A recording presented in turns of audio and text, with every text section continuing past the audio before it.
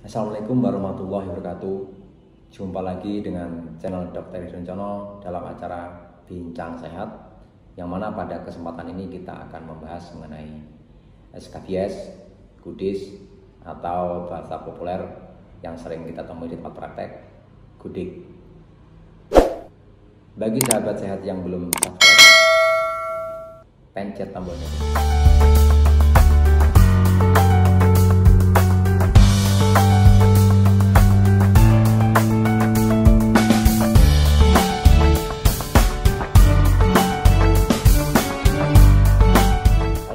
Skabies atau kudis ini atau gudik ini.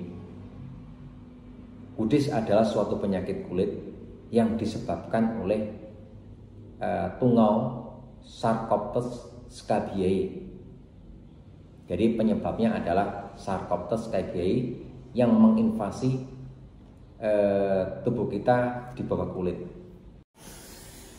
Lalu bagaimana gejala dari skabies, kudis atau gudik ini? Gejalanya kaitannya dengan cara berkembang biaknya dan cara hidupnya dari skabies ini.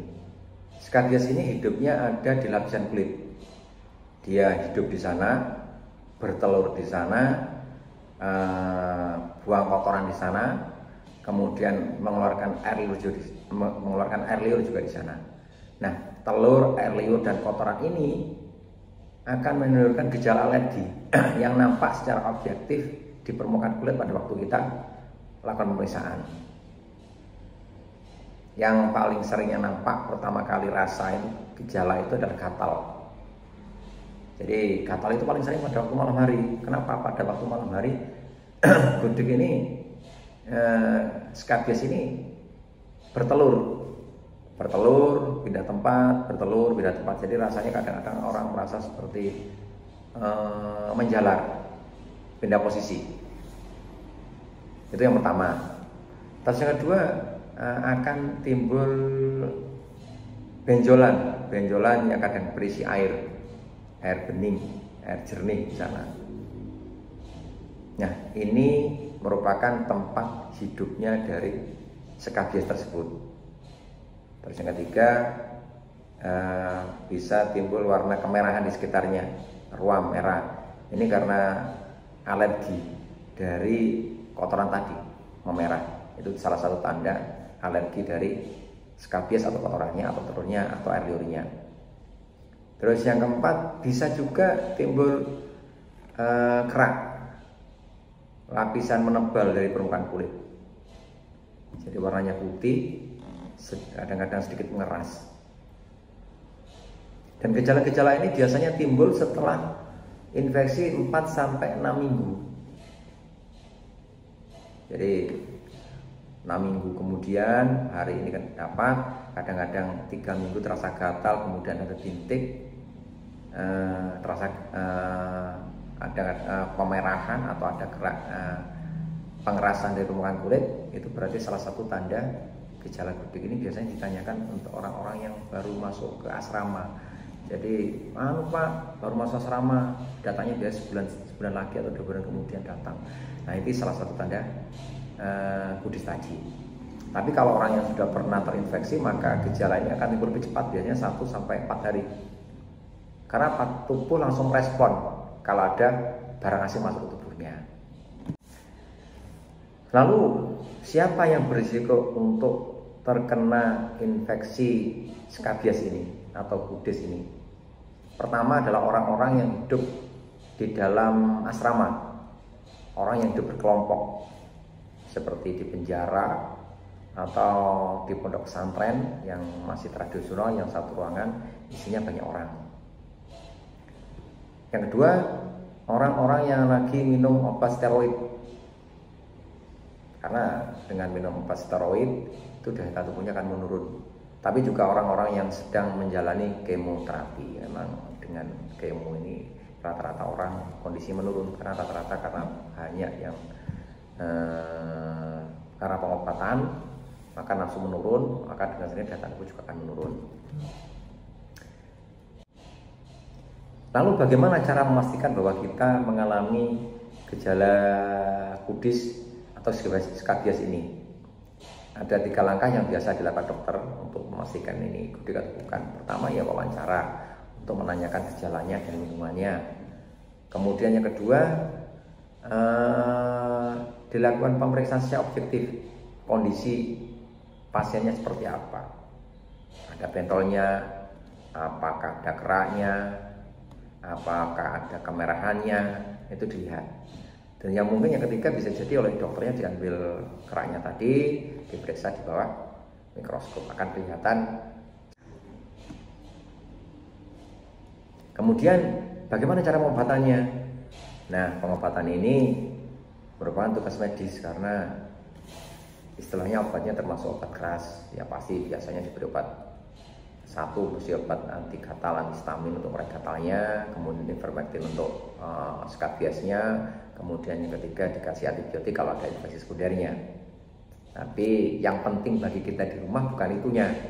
Bagaimana caranya supaya setelah diobati oleh dokter waras, sembuh istilahnya, kemudian tidak kambuh. Nah ini yang penting, dan ini sering ditanyakan orang, Pak dokter, anak saya diobati kemarin sembuh, kok masih 2 bulan sudah gatal lagi. Kenapa? Nah ini jawabannya di sini.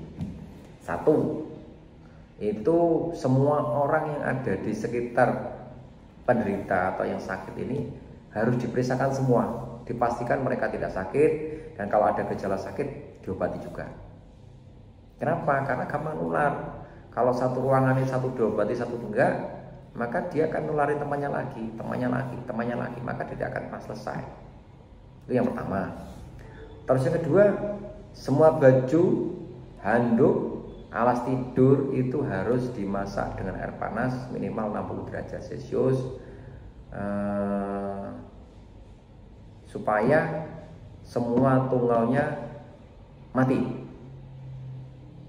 Untuk baju-baju yang tidak bisa dimasak air panas, itu masukkan di freezer atau dimasukkan di plastik yang kedap, kurang lebih berapa hari ya, rata-rata 5-6 hari tungau ini akan mati juga. Itu yang nggak bisa terjadi. Nah, untuk ruangannya, tempat tinggal pasien ini ya disinfektan lah, supaya mungkin ada banyak kutu di sana juga yang nempel juga mati. Tempat tidurnya dijemur, kasurnya dijemur, barang-barangnya dijemur juga. Kemudian yang keempat, kemudian baju-baju itu setelah disetrika lagi, kemudian setelah mau dipakai setrika lagi untuk memastikan memang tidak ada kutu dan ada telurnya di sana, dipastikan hilang semua, bersih. Dan yang kelima, pastikan jaga kebersihan lingkungan, kebersihan diri dan kebersihan lingkungan sekitarnya. Itu penjelasan. Ada satu pertanyaan yang sering dilontarkan oleh orang tua yang anaknya di pesantren dan istilahnya mendekati komplain, Pak dokter, anak saya ini baru 2 bulan berobat di sini sudah kambuh lagi, 2 bulan kambuh lagi. Ini bagaimana dokter? Nah, dari tahap-tahap pencegahan dari kekambuhan skabies atau kudis tadi yang saya terangkan, maka langkah yang saya omongin ya sambil guyon. Satu, ibu, aku bilang itu biasanya ibu-ibu yang gampang-gampang komplain. Semua temannya yang ada di satu ruangan dengan anak ibu diobati semua, bawa ke sini semua, kita obati semua. Terus yang kedua, pastikan anak-anak tersebut baju-bajunya, alas tidurnya, kemudian handuknya dimasak dengan air panas kurang lebih 60 derajat, berapa menit aja, nggak usah lama-lama. Kemudian yang ketiga, bajunya, handuknya, alas tidurnya disetrika, digosok. Pada waktu selesai dicuci, kemudian pada waktu mau dipakai. Kemudian yang keempat, ruangannya dijaga kebersihannya. Jadi mulai dari tempat tidurnya itu kalau bisa dijemur, dibersihkan dengan desinfektan lah, biar kutunya juga bersih. Nah, setelah ini semua selesai, di depan pintu masuk anak ibu dan temannya itu, di depan pintu tulis yang Buddhism dilarang masuk.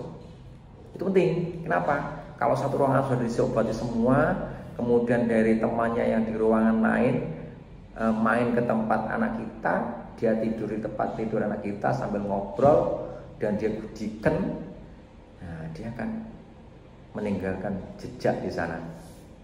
Nah, ini bisa nulari anak kita kembali. Oke, cukup sekian informasi kami, semoga bermanfaat. Selamat berbahagia, salam sehat. Sampai ketemu lagi di pertemuan yang akan datang dengan suasana yang lebih baik. Assalamualaikum warahmatullahi wabarakatuh.